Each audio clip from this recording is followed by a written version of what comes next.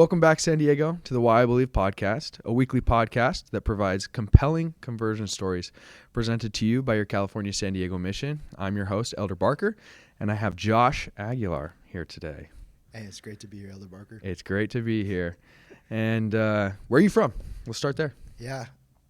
So I'm from here in San Diego. I was born here. I was born to two immigrant a mom and dad. They're from the Philippines, and they moved here when they were about 16, 17 years old. You speak Tagalog? No, I don't. I understand a good portion of it, though. I get a bunch of missionaries from the Philippines that are like, you speak Tagalog? And I'm like, oh, just, and then they end up speaking it to me, and I'm like, I like respond in Like, English. I got you. They're like, wow. Whoa, you know. Wow. You know what it is. He's half. Like, he can understand half of it. But, yeah, I grew up here. But my parents got divorced when I was about 9 or 10, and then I moved with my dad when I was about 13. Parents were divorced at that time, so they were living separately.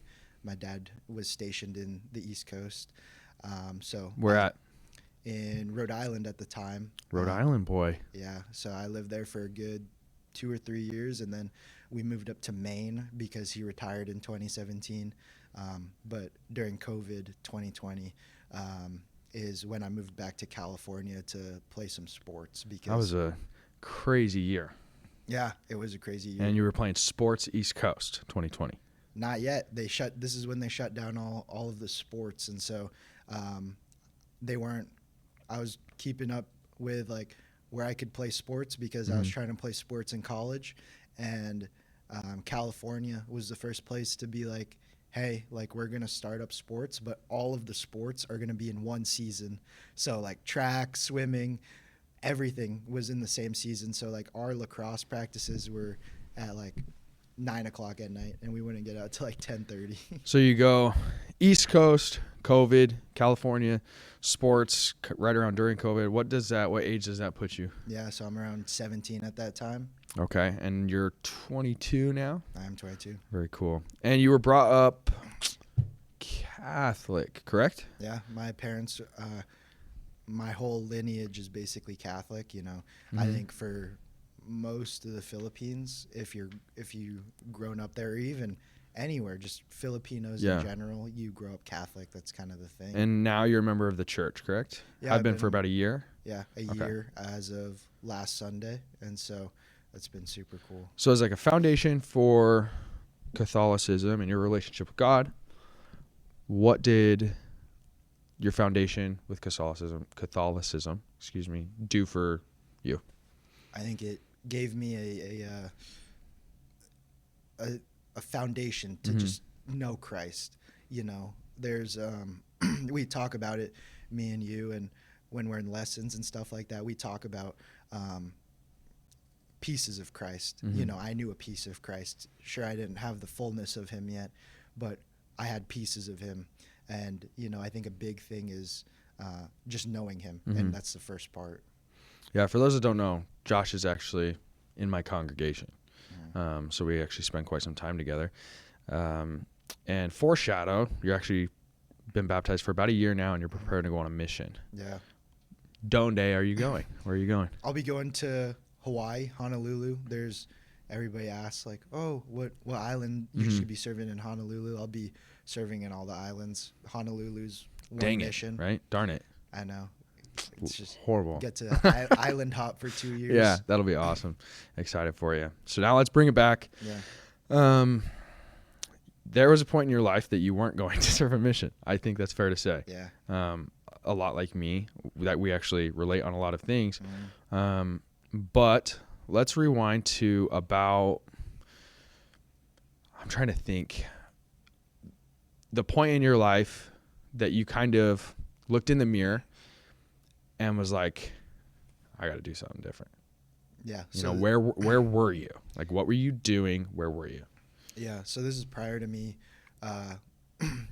Everybody asks, like, how did the missionaries find you? How did, you know, all this transpire? Because I think I have not a very unique story, but unique in the sense that missionaries didn't find me. They didn't knock on my door. Yeah. They didn't find me in a Target parking lot. So you kind of did this Solo, like a solo in a sense of it was your journey, right? You recognize and embrace the fact that it's your journey. Yeah, exactly. No pressure, Mm-hmm. nothing like that. And so I joined a fraternity when I was 18, freshman in college. Here and in California? Yeah, in San Diego State. And I was like, I don't know I don't know how to make friends. Mm-hmm. Like high school is very easy. You go to sports, you join a sport and you're automatically friends with like 30 people. Right. And you're like, hey, and you go to lunch, you're like, hey, I know that dude. I know that I'm going to go eat with him. And gradually that's just how you meet friends. Mm-hmm. And so signed up for a fraternity, ended up getting into some pretty bad habits, I would say, partying, drinking, and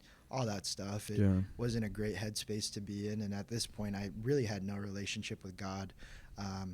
And so I think the big turning point, that moment that you said, where was I? What was I doing? was I was in my dorm room. Mm-hmm. I just transferred to UCSD, which is more of a educational school. Mm-hmm. Not that San Diego State isn't, but so what made you transfer real quick? I knew I needed to make a change. I knew that, I went to college for nursing, and as maybe some of the nursing students know, it gets hard junior, senior year. And so I was like, I can't coast through general courses anymore. I'm going to start, these courses are going to start getting hard. I need to lock in. And so I transferred knowing that I'm not going to have the same social life, not going to have, all these worldly things at San Diego State that I had. Yeah. Would you say that you, during that portion, were you distracting yourself from something? Were you just trying to have fun? I think what was that thought process like? I think it's culture. I think a big part of it is everybody talks about this college lifestyle. Yeah. And almost like a rite of passage. Exactly. I think even parents talk about it like, hey, like I want you to go like out of state. I want you to go to this school because I want you to have that college experience that I had.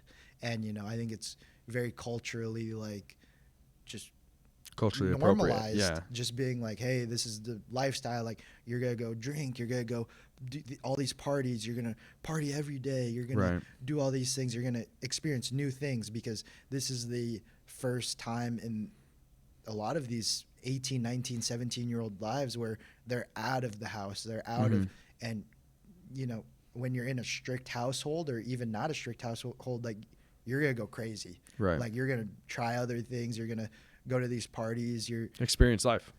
Exactly. And so, that's where I was at. I knew I had to make a change somewhere. And that first change was changing schools, changing my scenery.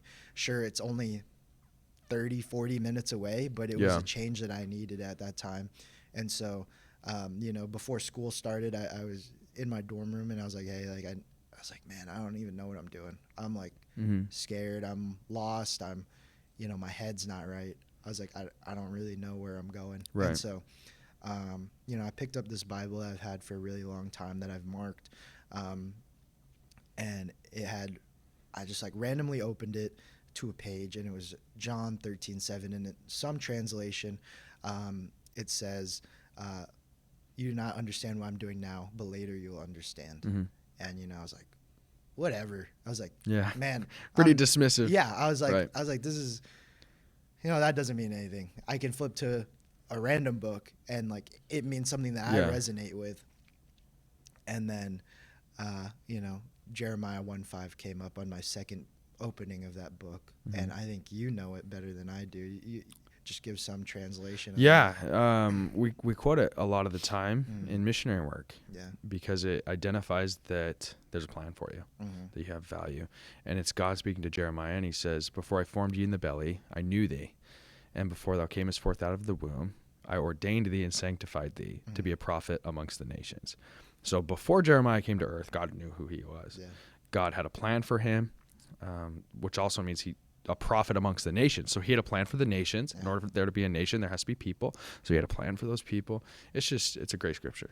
Yeah, I think what I really loved about that, and even deep diving into it, is just like God always has a plan for you, and he knows every decision you will make. He knows you better than you know you. Exactly. He knows what I'm going to do in 10 minutes. He knows what I'm going to say in the next 30 seconds. He knows what I'm going to eat tonight, and every mistake I will make. But even though he knows everything I will do in this life, Mm-hmm.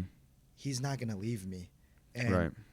it's kind of like, I know you love your analogies. I'm a and big analogy guy. I think if Jesus Christ was sitting here, Mm-hmm. and this is symbolic of me and his relationship, I will leave this chair and go somewhere else Mm-hmm. thousands, hundreds of thousands of times within my life, but he's not going to move. Mm-hmm. He's going to stay right there just for me. Right. And it's my decision and my agency that will make me coming back here Right. to sit with him. So let me ask you this. Let's build on that. You have Christ metaphorically sitting here. I guess we could put him right there. Yeah. You leave. Mm-hmm. You leave your chair. Yeah. You go to college. You party. Yeah. You have mentioned to me you struggle with drinking. Struggled past. Yeah. You struggled with drinking. You were really adapting to that culturally appropriate lifestyle in which everyone was living. Probably felt a sense of community there, a sense of belonging, all of these different things. You come back, okay, in a different chair this time, because now you're a member of the Church of Jesus Christ of Latter-day Saints, as opposed to attending Catholic church. Yeah. How did you? Because I think this is very common, what I'm about to say for people. How did you get rid of the shame? You left, you did what you did. I know you're not proud of it. I'm not proud of what I've done. Nevertheless, it's made us who we are. Mm-hmm. How did you get rid of the shame or the guilt that you felt leaving, coming back, seeing that he's still here? You're like, holy cow, you waited? You freaking waited for me? I think it's, I don't think what we feel is shame from God. I don't think it's shame. Shame that he's bringing. Yeah, it's not. It's ultimately from the adversary. Mm-hmm. It's from other people in your life. It's from Sometimes yourself. Exactly. Yeah. And so, it's coming from all these places that is not him. Mm-hmm. And, I think that was the number one thing that I needed to put in my head, because it's like, even when you do like silly things, you make a mistake on a test, you fail a test. Right. You're like, man, I'm so scared that like my mom or dad's going to be upset at me. But, that you will always, there's another chance in the future. And I think that's what gives me hope. But I think a big part of it is, how I found this book. And, I'll do a quick thing of how I found this book. Book of Mormon, by the way, is the book. Yeah. Book you're referring to. Yeah. I think how I found that was pretty cool. Me and my friend Zach, we're 2 years apart. So during this time of me transferring to a different college, my junior year, he's 2 years behind me. So he just finished his freshman year of college at BYU. He's been a member of the church his entire life. His family's all members, and he's such a good guy. I would always see him. He's actually on his mission right now. Yeah, he's on his mission in Buenos Aires, Argentina, and so he's just always a great guy. Great work ethic. Everybody loved him, and so met him at work years prior, and we were acquaintances. We were friends. We chatted up for a little bit, but beyond that, there wasn't really anything there, because there was just such a age gap at the time. But then